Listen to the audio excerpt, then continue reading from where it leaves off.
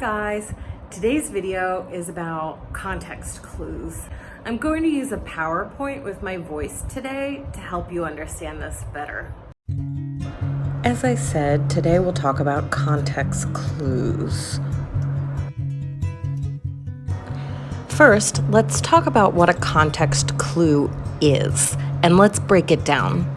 So the definition of context are the parts of something written or spoken that are just before and after a word that clarifies its meaning. So that means the stuff just before and the stuff just after that gives the meaning to a word. A clue is a piece of evidence or information. So a context clue is the information just before and after a word that clarifies the meaning of that word. There are 5 types of context clues that we'll talk about today. There might be more, but these are the 5 most common that most English textbooks talk about as well. The first type of context clue that we'll talk about is a definition or the explanation clue. This is when the word is defined or explained right after it's used. Let's look at an example. The boutique, a small shop that sells fashionable clothing, opened on Sunday. Boutique is the word that's being defined. If you notice, just after the word boutique is a definition. It's a small shop that sells fashionable clothing.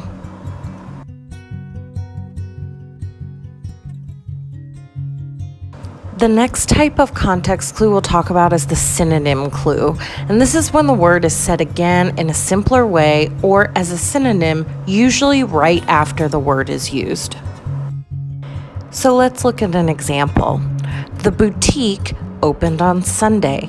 Again, we're trying to figure out the meaning of the word boutique. So, the boutique opened on Sunday. The small store sold clothes for men and women. Here, this is like a referential pronoun. You could replace the small store with it, and you would know it was talking about boutique. Therefore, the small store is a synonym of boutique. The next type is a contrast or antonym clue. This is when the word is clarified using the opposite meaning. So here you want to look for signal words that show contrast, like the word but or however. Here's an example.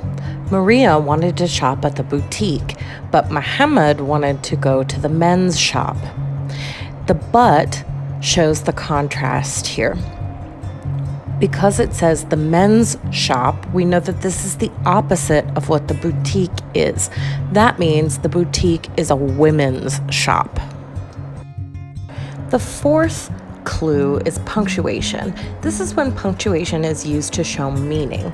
Some examples of punctuation that are used are quotes, dashes, and parentheses.